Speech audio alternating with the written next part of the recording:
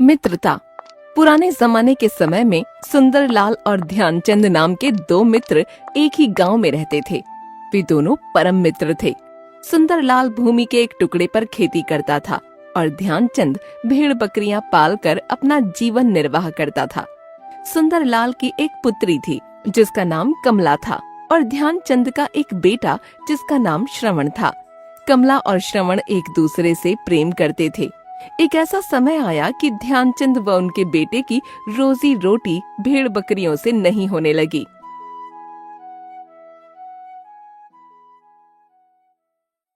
बेटा श्रवण, हमें लगता है अब हमारी भूखे मरने की नौबत आ जाएगी।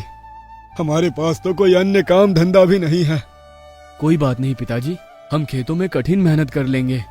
बेटा, हमारे पास तो खेती भी नहीं है कि हम उस पर फसल उगाकर अपने खाने पीने का इंतजाम कर सकें। मुझे लगता है कि तुम्हें अब शहर चले जाना चाहिए, वहाँ पर अच्छी कमाई होगी। हाँ पिताजी, कमाई तो ठीक ठाक ही होगी, लेकिन मैं आपको अकेले छोड़कर शहर नहीं जाऊंगा। यदि आप भी मेरे साथ चलें तो मैं शहर अवश्य जा सकता हूँ। ठीक है, यदि तुम कहते हो तो मैं भी चलता हूँ। हम कल ही शहर चले जाएंगे, किंतु जाने से पहले मैं अपने मित्र सुंदरलाल से मिलकर जाऊंगा और बता दूंगा कि हम गांव छोड़कर जा रहे हैं। अब पता नहीं उनसे मिलना कब हो।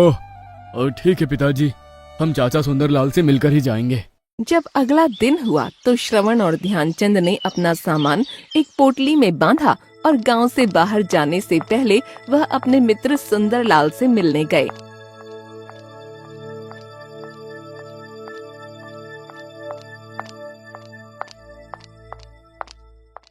अरे मित्र ध्यानचंद, तुम ये पोटली बांधकर कहाँ जा रहे हो?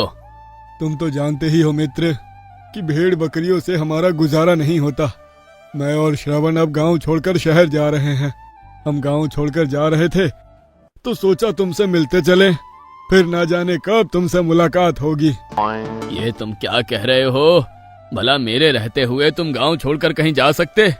अगर मित्र ही मित्र के काम नहीं आएगा तो मित्र होने का फायदा ही क्या? मेरे घर में रहो। मित्र, मेरा आधा हृदय तुम्हारा है तो मेरा आधा खेत भी तुम्हारा ही हुआ। तुम जाओ और उस खेत पर खेती करो।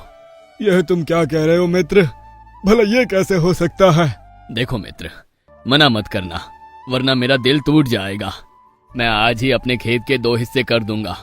कल से तुम अपने बेटे के साथ खेत में काम करना शुरू कर दो। धन्यवाद मित्र, मैं तुम्हारे एहसान का बदला कैसे चुकाऊंगा। सुंदरलाल ने ध्यानचंद का सामान उसके घर भिजवा दिया और खेत जाकर उसके 2 हिस्से भी कर दिए। अगली सुबह ध्यानचंद खुशी खुशी अपने बेटे के साथ खेत जा पहुंचा और मेहनत करने लगा। जब ध्यानचंद कुदाल खेत में चला रहा था तो उसकी कुदाल किसी एक भारी वस्तु से टकराई। दोनों ने जब उस स्थान पर खुदाई की तो वो देखकर सन्न रह गए। अरे, इतनी सारी मोहरे! हमारी तो किस्मत खुल गई। बेटा, हमें ये धन मेरे मित्र के खेत से मिला है, इसीलिए इस पर हमारा कोई अधिकार नहीं है। आओ, इस धन को सुंदरलाल को दे आए। आप ठीक कहते हैं पिताजी, चलिए इसे चाचा जी के पास लेकर चलते हैं।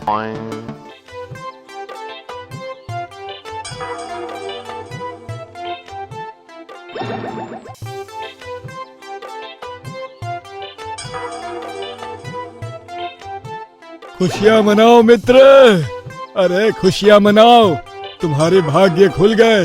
ये सोने की मोहरे हमें तुम्हारे खेत से मिला है। क्या क्या कह रहे हो ये तुम? हाँ मित्र, मैं सच कह रहा हूँ। अब तुम्हें जीवन भर मेहनत करने की जरूरत नहीं पड़ेगी। मुझे मालूम है दोस्त कि तुम कितने निस्वार्थ हो, लेकिन ये धन तुम्हारा है, मेरा नहीं, क्योंकि ये खजाना तुम्हें अपनी जमीन से ही मिला है।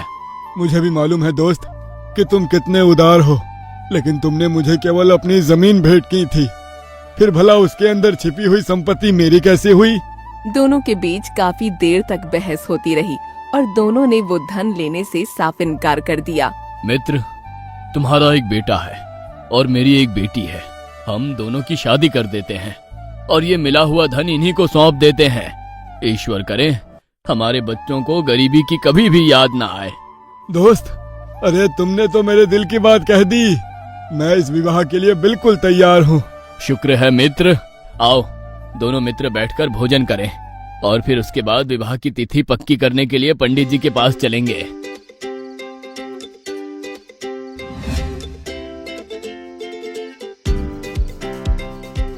दोनों ने एक अच्छा सा मुहूर्त देखकर श्रवण और कमला का विवाह कर दिया। शादी पूरी हो जाने के बाद दोनों ने अपने बच्चों को बुलाया। मेरे बच्चों, ये स्वर्ण मुद्राओं से भरा हुआ बर्तन तुम लोग रख लो। ईश्वर करें कभी तुम्हें किसी मुसीबत या दुख का सामना ना करना पड़े। नहीं चाचा जी, हम ये धन अपने पास नहीं रखेंगे। संतान को ऐसी कोई भी वस्तु अपने पास रखना शोभा नहीं देता जिसे उसके पिता ने ठुकरा दिया हो। ये ठीक कहते हैं पिताजी, ये धन हमारे किस काम का। आप दोनों का आशीर्वाद ही संसार के सारे खजाने से अधिक मूल्यवान है। ये तो आप दोनों ही रखिए या फिर गरीबों में बंटवा दीजिए। मुझे लगता है कि इस तरह से फैसला ना हो पाएगा। इसके फैसले के लिए हमें बाबा बैजनाथ के पास जाना पड़ेगा। आजकल वे गांव के बाहर अपना डेरा लगाए हैं। मित्र, ये अच्छा सुझाव दिया तुमने। हम लोग कल सुबह ही उनके पास चलेंगे।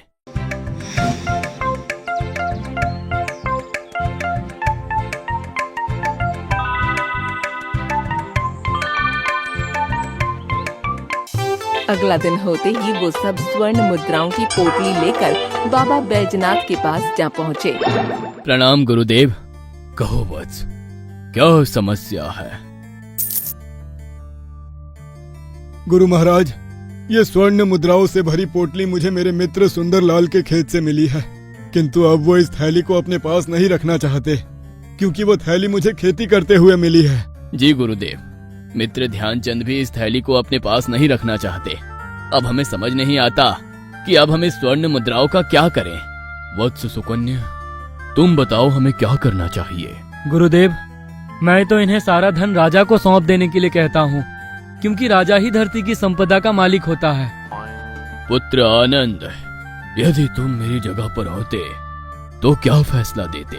गुरुदेव, मेरी अंतरात्मा ने इस समस्या का समाधान इस प्रकार से किया है कि यदि मैं आपके स्थान पर होता तो मैं इस धन से इस विराम स्थान में एक विशाल छायाकार बाग लगवा देता, जिससे कि उसमें सारे थके हारे गरीब लोग आराम कर सकते और उसके फलों को खाकर भूख प्यास मिटा सकते।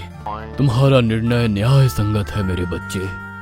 तुम ये सारा धन लेकर शहर चले जाओ, वहां से बीज खरीदो और लौटकर वैसा ही बाग यहाँ पर लगाओ जिसकी तुमने चर्चा की है। आपकी आज्ञा सिर माथे गुरुदेव, लेकिन मैं चाहता हूँ कि इन उदार लोगों से आप एक बार पूछ लीजिए। हमें तुम्हारा उत्तर न्याय संगत लगा।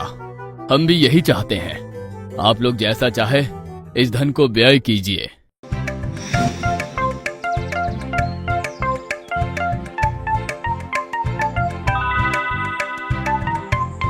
आनंद ने उस स्वर्ण मुद्राओं भरी पोटली को उठाया और शहर की तरफ चल पड़ा। रास्ते में उसे कुछ शोर सुनाई पड़ा, जैसे असंख्य चिड़ियां दर्द से छटपटा रही हों। उसने सामने देखा तो एक चिड़ियों का व्यापारी पिंजरे में चिड़िया भर कर ले जा रहा था। ठहरिए श्रीमान, मैं आपसे पूछना चाहता हूँ कि आप इतने सुंदर पक्षियों को इतना कष्ट क्यों दे रहे हैं? आप इन्हें कहाँ ले जा रहे हैं? अरे हम इन्हें राजमहल ले जा रहे हैं। राजा को पक्षियों का मांस बहुत ही पसंद है, इसीलिए राजा इन पक्षियों के बदले मुझे 1000 सोने की मुद्राएं देगा। चलो हटो, मेरा रास्ता छोड़ो। तो क्या सारे पक्षी राजा के भोजन के लिए मौत के घाट उतार दिए जाएंगे? नहीं नहीं, मैं ये नहीं होने दूंगा। अगर मैं आपको राजा से दुगना धन दूं तो क्या आप इन पक्षियों को छोड़ देंगे? अरे हटो, तुम फुटे हाल आदमी, भला राजा से दुगना धन कैसे दे दोगे? मैं आपसे कोई मजाक नहीं कर रहा। आपको भरोसा नहीं है तो ये देखिए, यदि आप इन सारे पक्षियों को छोड़ दें तो मैं इतना सारा धन आपको देने के लिए तैयार हूँ। अब मुझे मंजूर है। इसके बाद व्यापारी ने पिंजरे खोल दिए और सभी पक्षी आकाश में उड़ने लगे। उसके बाद आनंद ने धन की पोटली व्यापारी को देते हुए कहा, धन्यवाद श्रीमान, अभी ये सारा धन आपका हुआ। धन लेकर व्यापारी वापस लौट गया और आनंद भी खाली हाथ अपने गांव की तरफ लौटने लगा।